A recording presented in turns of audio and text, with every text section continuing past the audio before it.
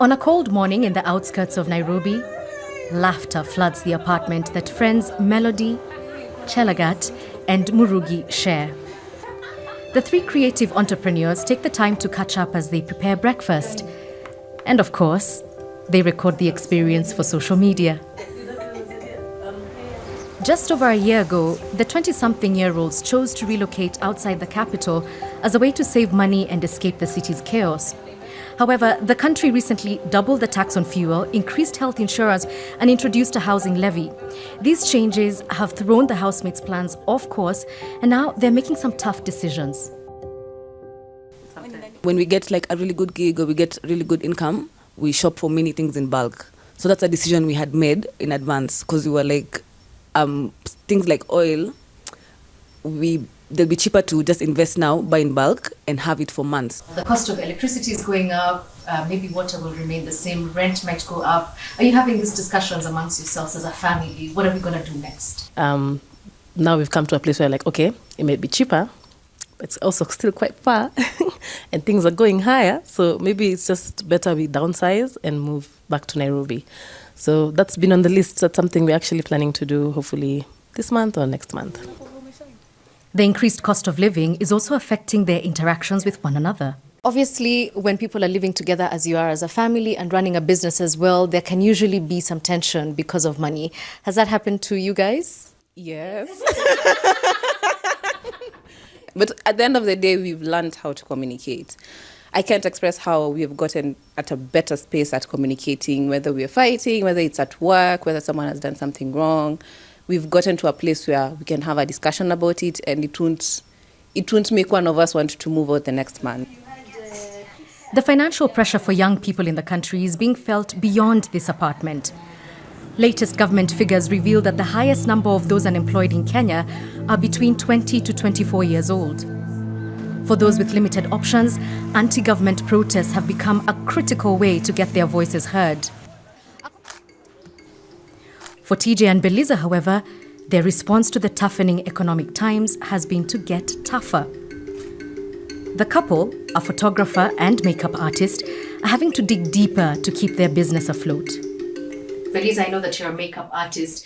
Has that changed? Are you having to put in more capital just to keep the business running? Definitely, because there's some cheap makeup products, sure, like over-the-counter products that you get, but like, is it really worth how you want your makeup to look? So I'd rather go like just spend a lot of cash, extra cash, just to get, products that are much more worthy of like, just, I don't want to mess up people's faces. And do your clients understand you when you raise the cost of your service? Some of them do understand, but other people will question, of course, like, can you just discount, but yeah.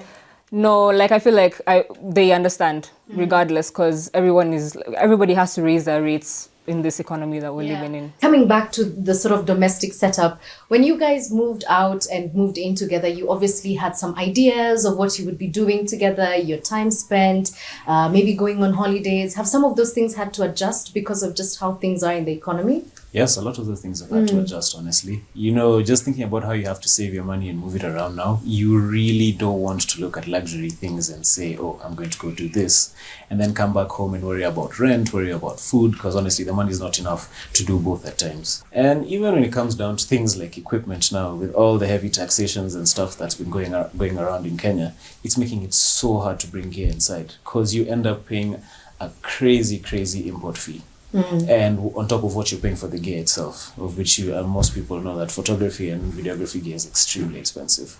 So it's been a struggle. The couple has now decided to go into retail, opening an online shop that sells jewelry as a way to supplement their income. For them, waiting for government or things to get easier is not an option. All right. See you again. Bye-bye.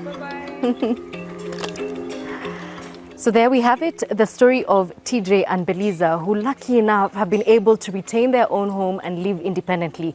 Right now, though, I'm going to speak to a young person who tells me he also had to move cities as well as houses and move back to his mom's house because of how hard things had gotten economically for them. Let's go. We meet Mark Gitonga just as he arrives at his real estate office. This place is so dusty, honestly. Yeah, it's right by the road. Yeah, it's right by the road. So every truck, every car, everything that passes by just carries all the dust into your space. You just kind of have to live with it. He's been working here for a few months since he moved back to Nairobi after his contract job in another city came to an end. As he shows us his new neighborhood, he tells me things have been really slow. This transition has been anything but smooth for the 27-year-old. Trying to establish myself again over here, I found that the rental space I used to have, the price was almost 1.5 times higher. So I had to look for somewhere different, somewhere I could afford. So that's why I found this space here in Lolongo. Now I'm trying to establish myself again in the real estate space and hopefully make enough clients to, keep my plans on track. Over and above making considerations for your business, you also had to make some tough decisions regarding your housing. Tell me about that. When you're living under your parents' roof, there's not much leeway to do what you want. So, in terms of like relationships and, friendships and situations of the sort, you kind of have to, create your own space and your own niche where you don't have to, be locking heads with your parents. So, you do your thing, and then when it comes down to, they say, these are the rules of my house and this is how you abide by them, you kind of have to do that. Before we say goodbye to Mark, he takes us for a game of pool.